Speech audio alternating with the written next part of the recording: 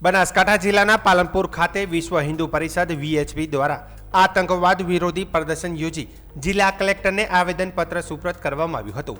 ATS દ્વારા આતંકવાદી સંગઠન સાથે કથિત સંબંધોના આરોપસર કેટલાક શંકાસ્પદોની ધરપકડ બાદ વીએચપીના કાર્યકર્તાઓએ આતંકવાદ સામે કડક કાર્યવાહી કરવાની માંગ સાથે રેલી યોજી હતી।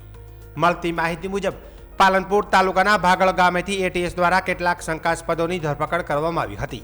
આ ઘટનાના પગલે વીએચપીના કાર્યકરો રેલી સ્વરૂપે જિલ્લા કલેક્ટર કચેરી પહોંચ્યા હતા અને આતંકવાદી પ્રવૃત્તિઓ સામે કડક કાર્યવાહી કરવાની રજૂઆત કરી હતી। આવેદનપત્રમાં વીએચપી દ્વારા ભાગળ સહિત આસપાસના વિસ્તારોમાં કાર્યરત મદ્રેસાઓની યોગ્ય તપાસ કરાવવાની તેમજ આતંકવાદી નેટવર્ક સાથે સંકળાયેલા અન્ય લોકોની પણ તપાસ કરી કાયદેસરની કાર્યવાહી કરવાની માંગ કરવામાં આવી હતી।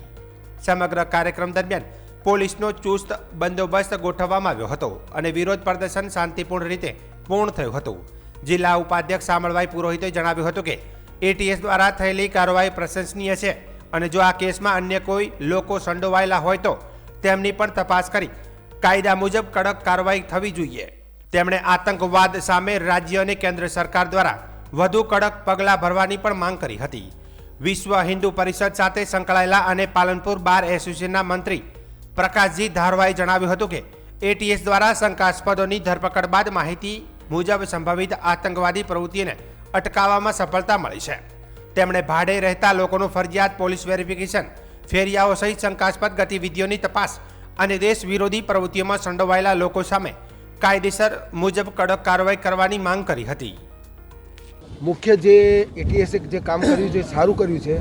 આ લોકોને ફાંસી મળે અને બાબા બુલડોઝર જે છે એ થવું જોઈએ અને જે પણ આતંકવાદીઓને ઘર ઉપર બુલડોઝર ચાલવા જોઈએ અને જે આસામમાં જેમ મદ્રેસા બંધ થઈ જાય અને આપણે ડૉક્ટર એન્જિનિયર જોઈએ, મુલ્લા મૌલવી જોતા નથી, એટલે આસામ જેવી પ્રવૃત્તિ આપણા ગુજરાતમાં થાય એવી પણ સરકાર જોડે પણ અપેક્ષા રાખીએ છીએ અને સરકાર ફાસ્ટ ટ્રેક કોર્ટમાં કેસ ચલાવીને અને આ લોકોને તાત્કાલિક સજા કરે એવી સરકાર સાથે આશા છે। ઓકે, નામ અશોકભાઈ પુરોહિત, પાલનપુર નગર મંત્રી।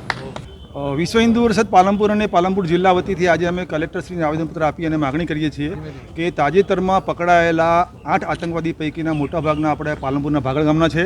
ભાગળ ગામમાં જે મદ્રેસા ચાલે છે એ મદ્રેસામાં બ્રેન વોશ કરી અને આતંકવાદીની ફેક્ટરી સમાન કામ ચાલી રહ્યું છે। અમે સખત માગણી કરીએ છીએ કે આવા જે ગેરકાયદેસર મદ્રેસા છે અથવા જે મદ્રેસામાં ધાર્મિક કટ્ટરવાદનું શિક્ષણ આપવામાં આવે છે, એક મદ્રેસા ઉપર બુલડોઝર જેવી કાર્યવાહી કરી અને ધ્વસ્ત કરવામાં આવે।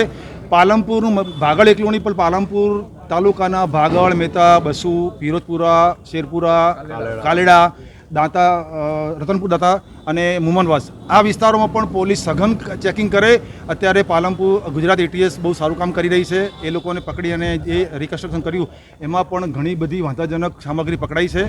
એ સંદર્ભમાં આગળ આ બધા વિસ્તારોમાં પણ કાર્યવાહી કરે। પાલનપુર ખાતે પણ એક મદ્રેસા છે જે ખારાવાસ ખાતે આવેલું છે, ત્યાં પણ વચ્ચે હમણાં ફાયરિંગ ઘટના બની હતી। એ ઘટના પછી પણ કોઈ આગળ કાર્યવાહી થઈ હોય તો એ વિશે પણ એ લોકોની તપાસ કરવી જોઈએ અને આવા જે લોકો આતંકવાદી પ્રવૃત્તિ દેશદ્રોહ સાથે જોડાયેલા છે એ લોકોને તાત્કાલિક ફાસ્ટ ટ્રેકમાં કોર્ટ ચાલી અને ફાંસીની સજા થાય એવી કાર્યવાહીની અમારી માગણી છે। જય। આજે વિશ્વ હિન્દુ પરિષદ પાલનપુર જિલ્લા તરફથી બધા કાર્યકર્તાઓ સાથે મળીને આવેદનપત્ર આપવા આવ્યા છીએ। એ આવેદનપત્ર આતંકવાદીઓ જે હમણાં પકડાણા છે એવી આતંકવાદી પ્રવૃત્તિઓ ધરાવતી જે મનોવૃત્તિવાળા જે આતંકવાદીઓ છે એ આતંકવાદીઓને ફાંસીની સજા મળે, એમની મિલકત સરકાર જપ્ત કરે અને આના સાથે જે સંકળાયેલા સંગઠનો હોય અને એમાં જે કોઈ કામ કરતા હોય એવા દરેકની મિલકતો જપ્ત કરે અને ફાંસીની સજા આપે એના માટે અમે આવેદનપત્ર આપ્યું। હા, મારું નામ ગુડોલ શામળભાઈ જીવાભાઈ, જિલ્લા ઉપાધ્યક્ષની જવાબદારી છે।